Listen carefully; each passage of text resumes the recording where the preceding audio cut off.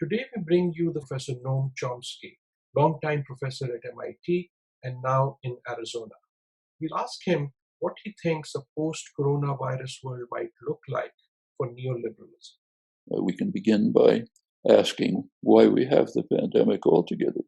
The causes are pretty obvious.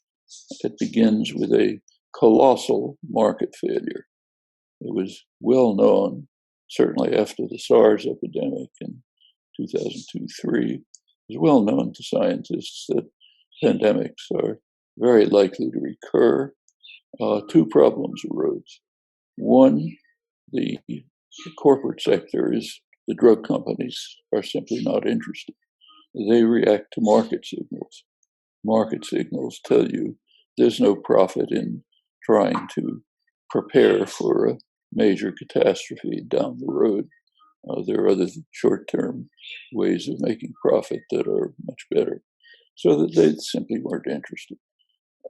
At that point, in a rational world, the government could step in, move right away to prepare for a crisis, to work on vaccines. You could ensure spare capacity in hospitals, diagnostic capacity, spare beds, and so on.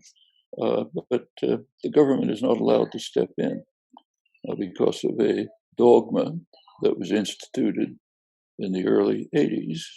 Ronald Reagan was the spokesperson for it. Government is the problem, it's not the solution.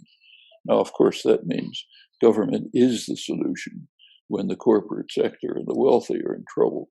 But when it's the fate of the population that's concerned, government is the problem, not the answer. So there's a kind of a double whammy. Ordinary capitalist logic tells you private sector is not going to do anything. The neoliberal plague tells you the government can't step in, so you're stuck. This was dramatized strikingly in the case of what's right now the lethal roadblock in proceeding, namely the shortage of ventilators. Result, now hospitals, doctors and nurses are struggling to decide who to kill because they don't have enough ventilators. Do you see lessons here? Do you see actions by anyone that the rest of the world could learn from? Countries that are well organized dealt with it. China produced information very rapidly, contrary to what's often being said. The US intelligence knew all about it. They spent 2 months, January and February, trying to reach someone in the White House. Trump was out playing golf or do anything. In contrast, the Asian countries, Taiwan, South Korea, responded, have it more or less under control. New Zealand apparently has it totally under control. In Europe, most of the countries kind of dithered, but the better organized countries reacted. So Germany, with spare diagnostic capacity and hospital capacity, has what seems to be the lowest death rate in the world. So there are things that could be done.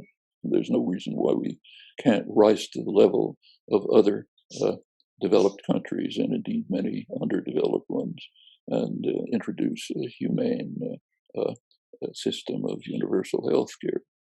Do you think that given the global scale and the size of what we are seeing, the neoliberal model or the capitalist model will face a serious challenge post-COVID? So as usual, the major corporations are putting aside their copies of Ayn Rand and rushing to the nanny state and asking to be bailed out. Well, maybe it's necessary in the short term, but that should come with strong conditions. One condition should be a ban on stock buyouts, which they've been indulging in to enrich themselves. Absolute ban. A ban on use of tax havens. Absolute ban. Is that utopian? Not at all. That was the law, and it was enforced until Reagan changed it. And that's not small change. That's tens of trillions of dollars. And we should ask ourselves, considering the roots of the crisis, is that the world we want to live in? a world in which major decisions are handed over to unaccountable private institutions, which are committed only to greed, basically. They listen to Milton Friedman, that's a requirement. What might be the future of neoliberalism in a post-coronavirus world? So, what will the world be like? There are contending forces seeking to shape the world. Some of them are hard at work right now. They're relentless. They don't stop. The corporate sector, its representatives who dominate the political system, they are very carefully trying to ensure that the world after the coronavirus recedes will be pretty much the way it was before, except with more prerogatives for private wealth, corporate power, but fundamentally the same, maybe more autocratic. The other possibility is that the population will rise to the occasion and try to create a much different world. What world will come out of this depends on how the contending forces react. And meanwhile, the world is not devoid of other crises, of other challenges. How do you see some of those unfolding in a post-COVID world? There's a vastly more severe crisis looming, more severe than the coronavirus by orders of magnitude. And that is suffering from exactly the same dilemmas. For fossil fuel companies, helping to preserve the organized human society is not an interest. What's of interest is profit, supported by the wrecking ball in Washington. They're either not undertaking sustainable development like ExxonMobil, or they have profitable companies but are disbanding them because they're not profitable enough, like Chevron, for example. And the White House is helping.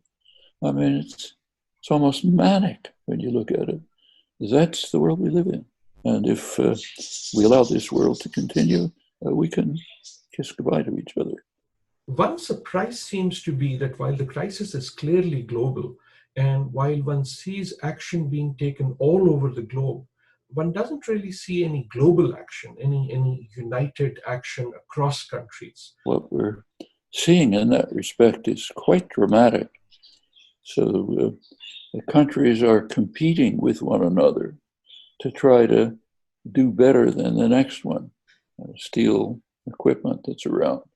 There's something called the European Union. They're showing how much of a union it is. The richer countries like Germany, are the northern countries generally, are refusing to help others in the Union, Italy, Spain, who need it. Fortunately, they can turn to their helper across the Atlantic. They're getting doctors from the Cuban superpower, supported by materials from China.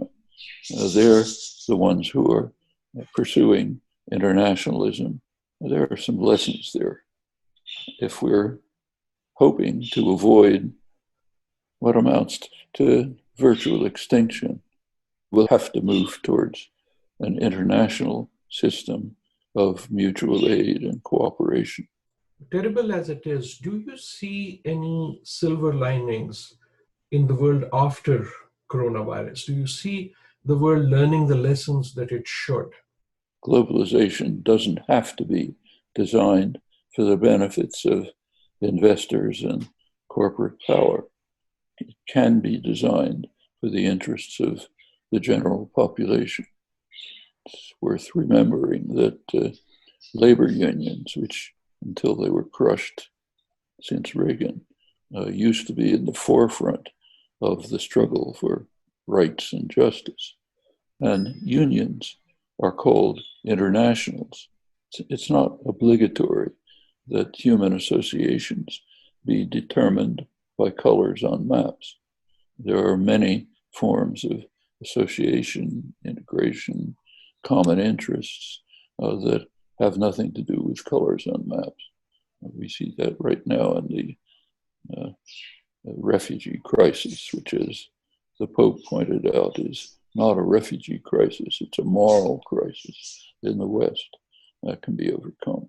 So in many dimensions, move towards an international system which is directed, designed for the interests of people, not private power, that would be a different world. And it's not beyond reach. It's not easy to attain, but it's possible.